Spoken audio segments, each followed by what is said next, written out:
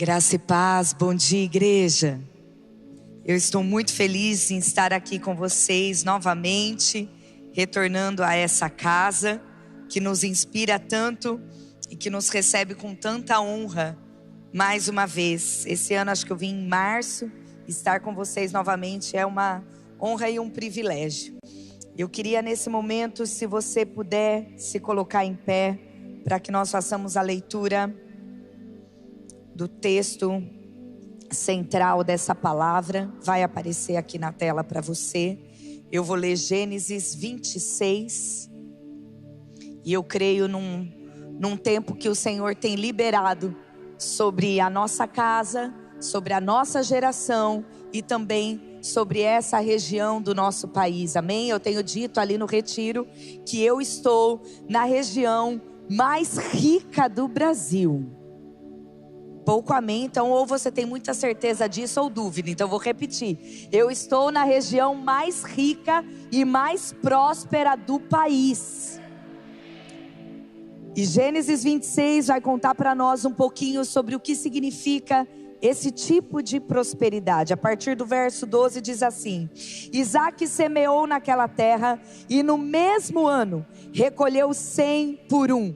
Porque o Senhor o abençoava, ele enriqueceu, continuou prosperando e ficou riquíssimo. Tinha ovelhas e bois e grande número de servos, de maneira que os filisteus tinham inveja dele. E por isso lhe entulharam todos os poços que os servos de seu pai haviam cavado. Nos dias de Abraão, enchendo-os de terra, Abimeleque disse a Isaac: saia da nossa terra, porque você já é muito mais poderoso do que nós. Então Isaac saiu dali e se acampou no vale de Gerar, onde ficou morando. Isaac tornou a abrir os poços que haviam sido cavados nos dias de Abraão, seu pai, porque os filisteus os haviam entulhado depois da morte de Abraão. E lhes deu os mesmos nomes que o seu pai já havia lhe dado. Os servos de Isaac cavaram no vale e acharam um poço de água nascente. Mas os pastores de Gerar entraram em conflito com os pastores de Isaac, dizendo: essa água é nossa.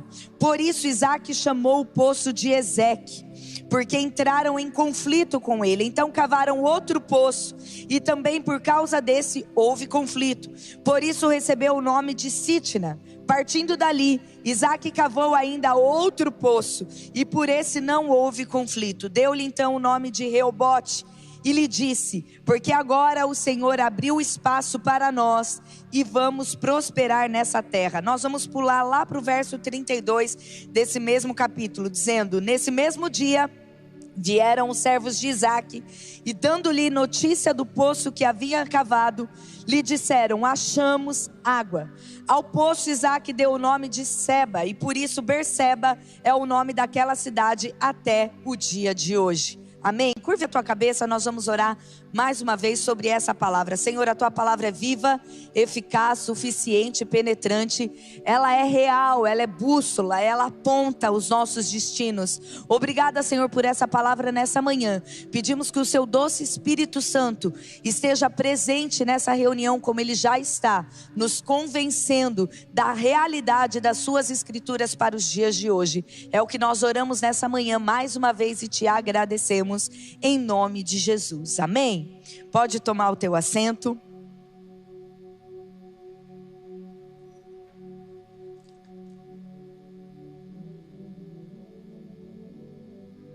Nesse texto, nós vemos um pedaço da história de Isaac. Eu gosto de pensar que Isaac, ele está ali no meio dos 3 patriarcas da fé, os 3 pais da fé, Abraão, Isaac e Jacó.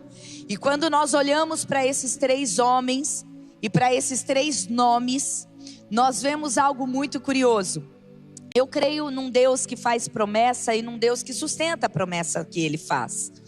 E Abraão, um homem cheio de fé, o nosso pai da fé, aquele que nos ensina sobre fé, ele sai da tua terra, da tua parentela, sem muitas informações, para caminhar sobre uma palavra de Deus. A fé, eu digo que a metade de fé é dúvida. Ou você tem fé sobre tudo aquilo que Deus está liberando, ou você está duvidando daquilo que Deus está dizendo e nos instruindo. E quando Ele mostra para nós esse nível de fé, e Deus promete a ele um filho chamado Isaac, ele teria um filho e ele coloca o nome de Isaac. Nós vemos o nome de Abrão se tornando Abraão. Vem Isaac e permanece como Isaac. Aí vem Jacó, onde lá na frente Deus troca e muda também o nome de Jacó e transforma Jacó no nome chamado Israel, que nós conhecemos até os dias de hoje. E aqui, logo nesse primeiro momento, eu já aprendo algo.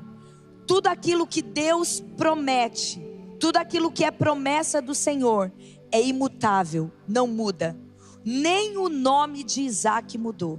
Abrão se tornou Abraão, Jacó se tornou Israel, mas Isaac permanece Isaac.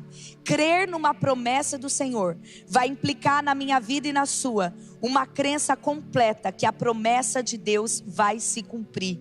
Eu creio que o que Deus promete Ele mesmo sustenta. O Deus que aponta é o Deus que paga a conta. O Deus da visão é o Deus da provisão. E aquilo que Ele promete, Ele mesmo sustenta. Quando Ele fez uma promessa que Sara e Abraão seriam pais, Ele sustentou essa promessa. E Isaac carregava essa promessa. E nesse texto de Gênesis 26, nós vemos claramente a bênção do Senhor sobre a vida de Isaac. A Bíblia diz que a bênção do Senhor nos alcança.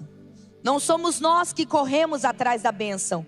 Mas quando eu entendo sobre a prosperidade bíblica, que vai muito além do que recurso financeiro, mas é uma prosperidade de paz, é uma prosperidade de saúde, é uma prosperidade de alegria, é uma abundância de vida. Aonde eu chego, a bênção do Senhor chega junto. No contexto desse capítulo 26, eles estão em plena fome, passando por uma fome. É muito parecido com todo o contexto que Abraão vive no capítulo 20 de Gênesis. Pode até parecer um pouco parecido esse texto de Gênesis 20, Gênesis 26, mas são completamente diferentes as ordenanças e as direções que o Senhor vai dar para o pai e depois para o filho. Mas nós vemos algumas repetições de comportamento. Por exemplo, Abraão, ele diz que Sara era sua irmã. Lá na frente nós vemos Isaac fazendo a mesma coisa, adotando o mesmo comportamento, porque nós temos essa tendência genética, hereditária, comportamental, de repetir os erros dos nossos pais e de imitar os nossos pais. Um dia eu ouvi algo muito interessante. Nós passamos metade da nossa vida parecendo com os nossos pais e a outra metade tentando não parecer. Porque quando a gente vê, nós estamos cometendo as mesmas coisas. Mas o Senhor, a todo tempo, nos dá a oportunidade de fazer diferente. Isaac percebe muito rápido o erro e falha que ele estava cometendo. E por ter a bênção do Senhor sobre a vida dele, ele começa a atrair sobre a casa dele, sobre a vida dele, um sentimento muito comum, que toda pessoa abençoada e próspera vai atrair. É algo chamado inveja. Olha que interessante, a própria Bíblia declara isso no verso 14, eu li com vocês. Ele tinha ovelhas, bois, ele estava muito rico, ele estava muito próspero. E quando a Bíblia fala de prosperidade, é de alguém assim muito, muito, muito, muito próspero, muito, muito, muito rico. E a Bíblia diz que os filisteus tinham inveja dele. Aqui nesse texto é a primeira vez nas escrituras que aparece a palavra inveja. Olha que frase forte que pesquisando e pensando sobre essa palavra o Senhor me trouxe. A inveja é uma força divisória, potente o suficiente para despedaçar a mais poderosa nação ou separar os amigos mais íntimos. Esse é o sentimento de inveja.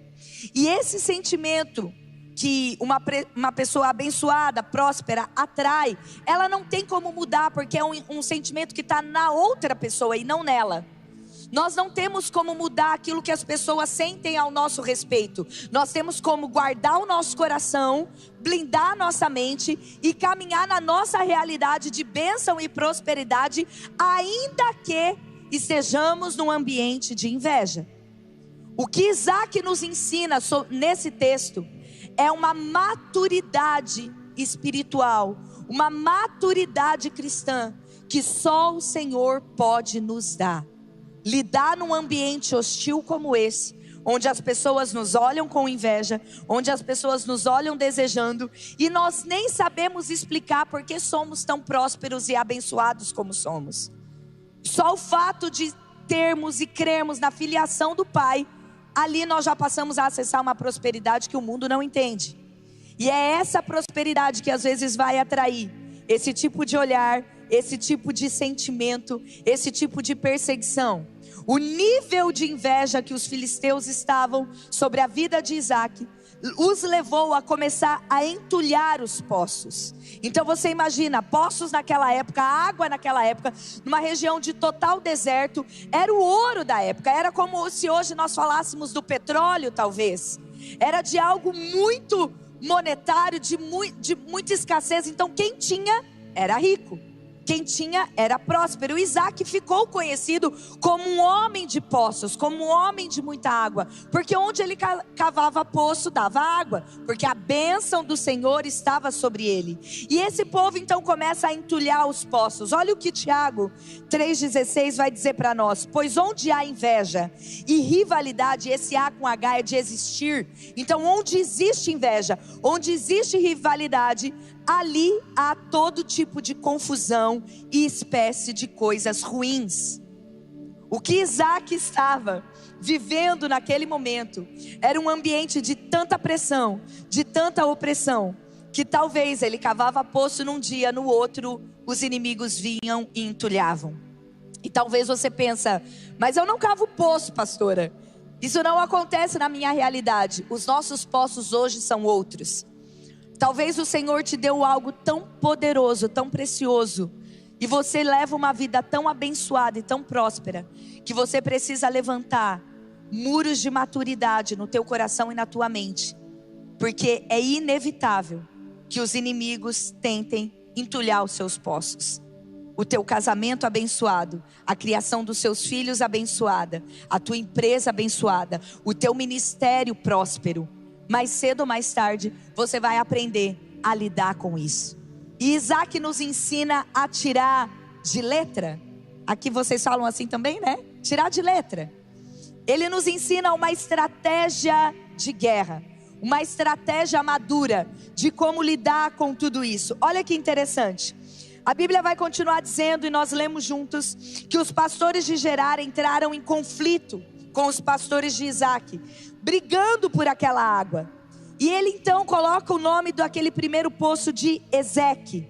Esse é o primeiro nível que nós entendemos que estamos entrando numa briga, numa discussão, numa contenda ou numa disputa. Então vamos voltar aqui para você entender, para você relembrar, porque entendendo você já está. Ele cava um poço e aquele poço dá água. Ele não sabe por que está dando água. Ele sabe que ele carrega a bênção e onde ele põe a mão tem ouro. Já viu pessoa assim? Que tudo que pega para fazer dá certo, tudo que pega para vender, vende, tudo que pega para fazer fica bom. E de repente começa um nível de luta, de perseguição, e ele coloca o nome desse poço de Ezeque.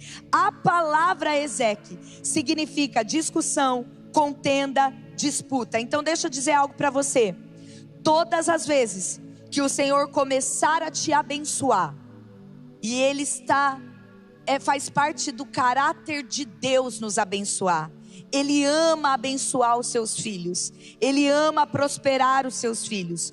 Todas as vezes que você começar a ser abençoado, vão surgir opositores. Vai surgir oposição. Seja de fora, seja de dentro, seja de fora para dentro, de dentro para fora, vai surgir oposição. Ezeque representa as lutas e disputas dos primeiros passos. É uma resistência externa que você olha e fala: mas por quê? Não tá bom, se der água para mim vai dar para todo mundo. Por que me perseguir? Por que disputar algo comigo? Por que querer aquilo que eu tenho? Por que não então começar a própria pessoa a cavar o poço dela? Não, ela quer o que você tem. Sabe por quê? A prosperidade, a inveja que as pessoas tem sobre uma prosperidade que eu e você temos cristã, não é sobre aquilo que nós temos, mas é sobre aquilo que nós somos. Porque aquilo que nós temos, as pessoas podem trabalhar e conquistar, mas aquilo que nós somos, nós só adquirimos com a pessoa de Jesus na nossa vida, com a presença do Espírito na nossa vida. E por não entender essa presença, e por não desfrutar dessa presença, as pessoas começam a perseguir as nossas coisas. Mas nós não somos o que temos, nós somos o que somos. Nós não somos definidos pelo aquilo que nós temos, pelas propriedades que temos, pelo carro que temos, pela casa que temos ou a roupa que vestimos. Nós somos definidos por aquilo que nós somos em Cristo. E nós somos filhos amados, benditos e prósperos. E onde nós chegamos, a bênção do Senhor chega junto. Esse primeiro nível de guerra, esse Ezeque, discussão, contenda e disputa, Isaac nos ensina como sair disso. Ele ensina que sai disso saindo. Parece tão simples, mas é isso que Isaac faz. Ele dá o nome de Ezeque porque entraram em conflito. Ele deixa aquele poço para lá e ele passa a cavar um segundo poço. Ele passa a ir para uma nova realidade. Ele vê que aquela discussão, aquela contenda, aquilo que eles estavam querendo disputar com ele, não ia levar a lugar nenhum. Então ele deixa para lá, ele não leva em conta e ele passa a cavar o segundo poço. E novamente, eles passam a ter inveja, eles passam a perseguir e querer entulhar também esse segundo poço.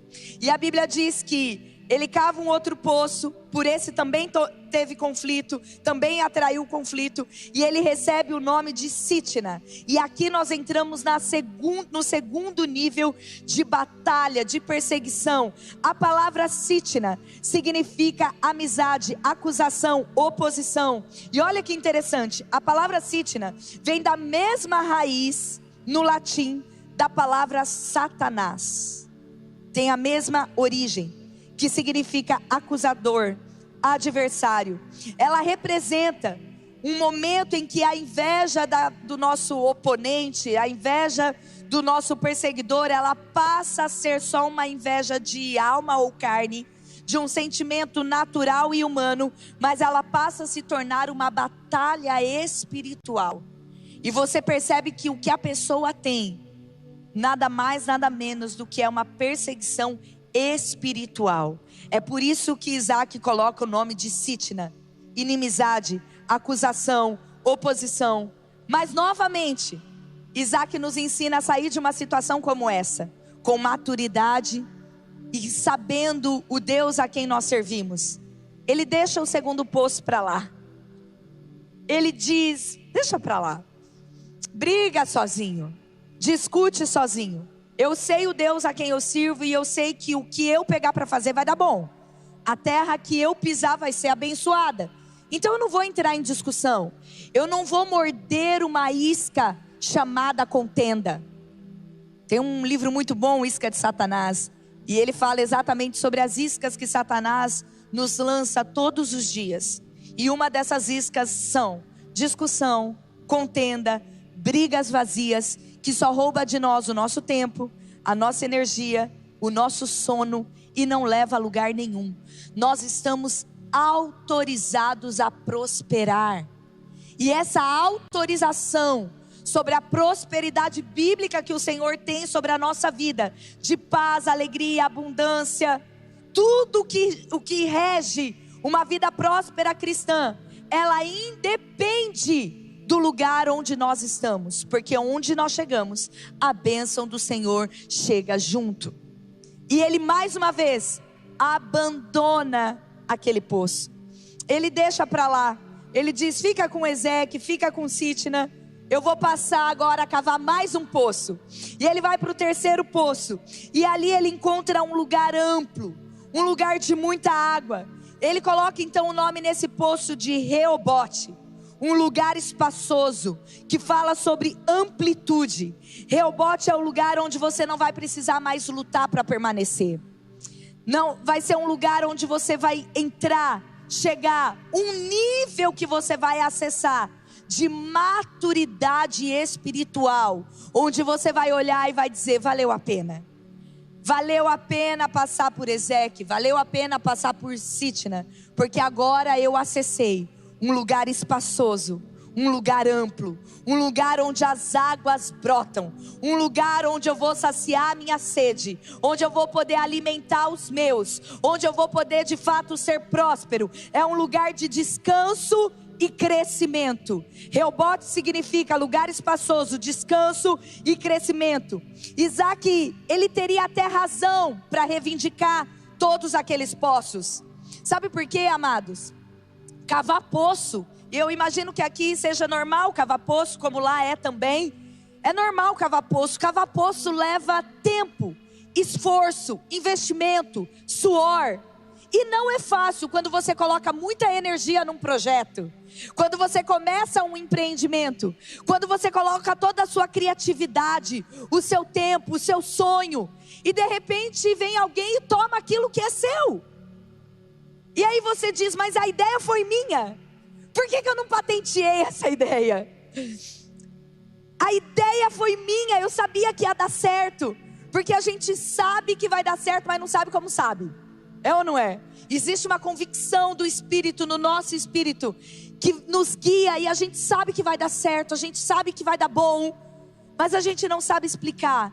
E de repente, quando a coisa tá boa, quando realmente deu bom, vem alguém e toma aquilo de nós.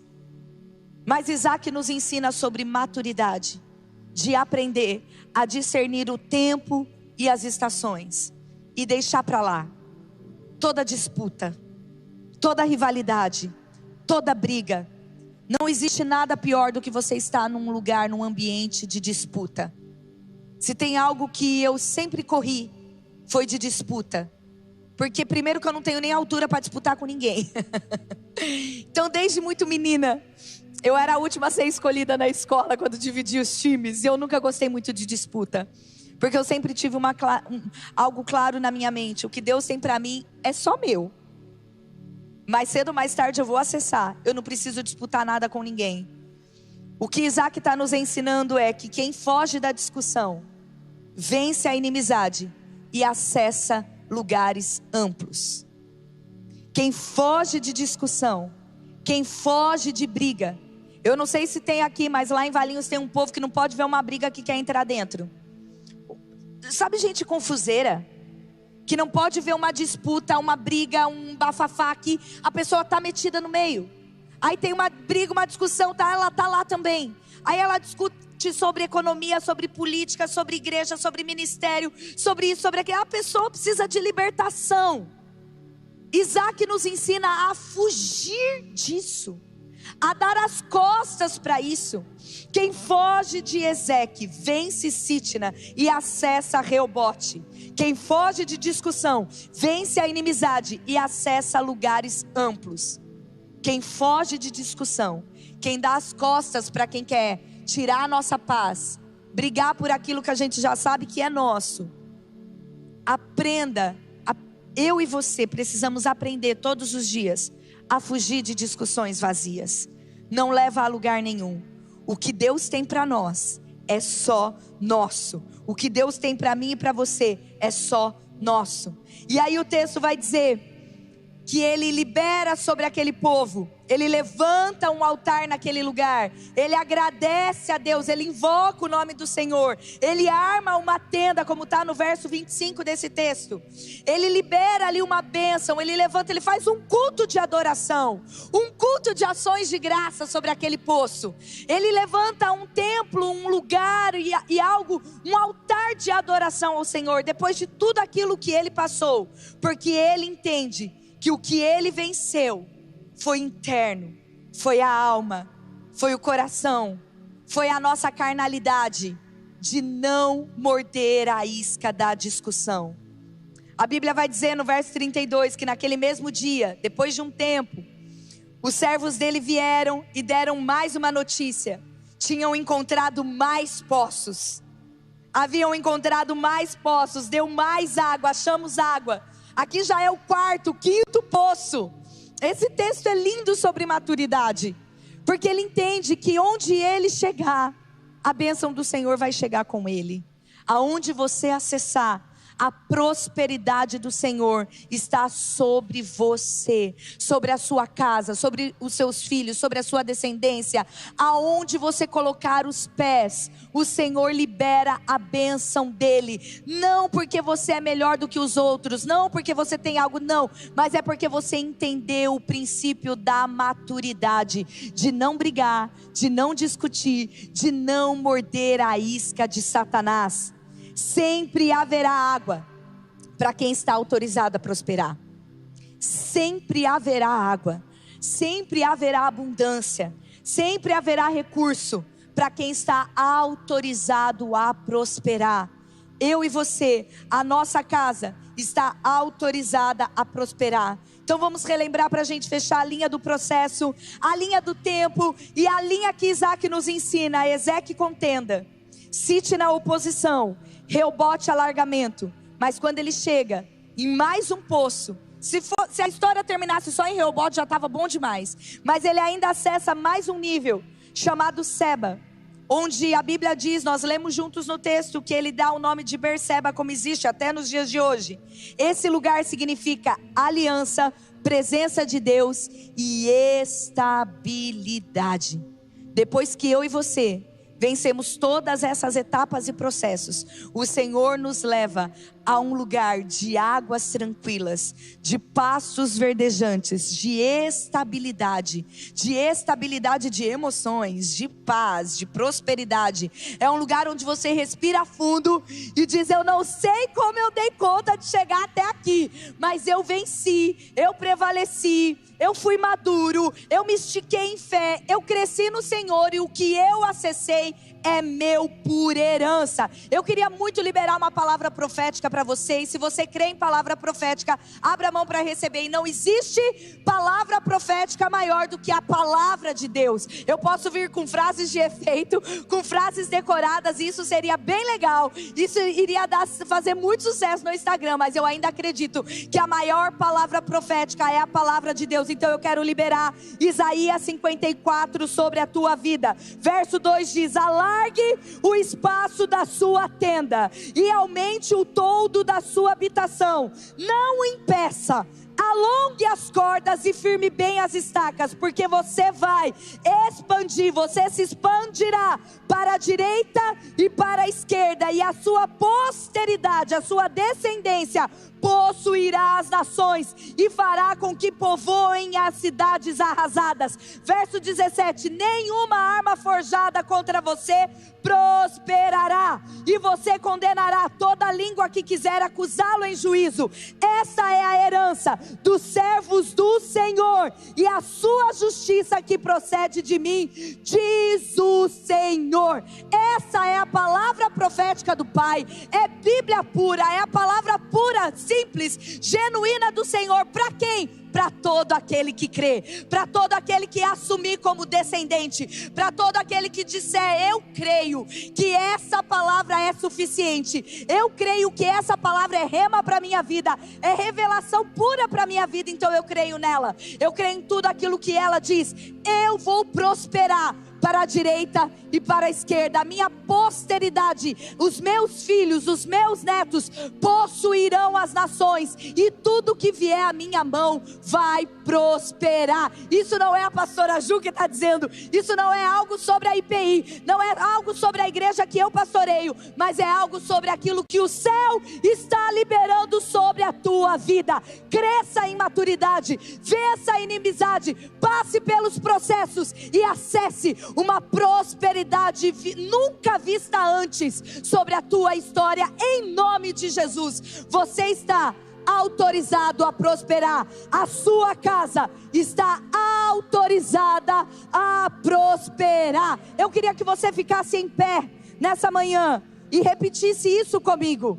Se você não tiver fé para isso, não tem problema, mas aquele que tem, repete assim comigo: a minha casa está autorizada a prosperar.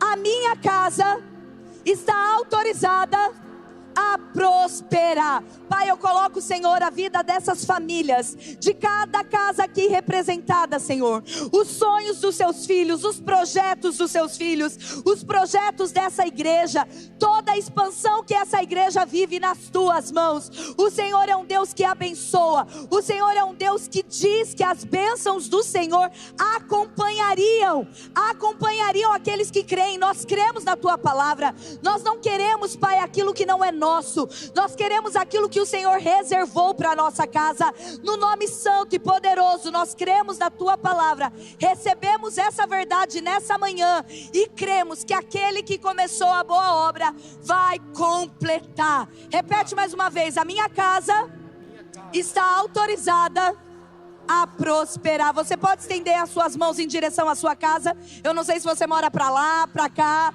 Eu estou bem perdida aqui, eu não sei nem para onde está o estado de São Paulo, Valinhos, então eu levanto para o alto. Pai, nós agora liberamos uma palavra de prosperidade sobre o nosso lar. A nossa casa é um pedaço do céu. Na nossa casa não tem discussão, não tem contenda, não tem rivalidade, não tem briga. Senhor, um pedacinho do céu sobre o nosso lar, no nome santo e poderoso de Jesus. Entra nos nossos lares, Pai, muda tudo do lugar, faz a tua obra, limpa o ambiente e nos leva, Pai, a um nível de prosperidade genuína e completa, no nome santo e poderoso de Jesus. Se você crê nessa palavra, diz um amém.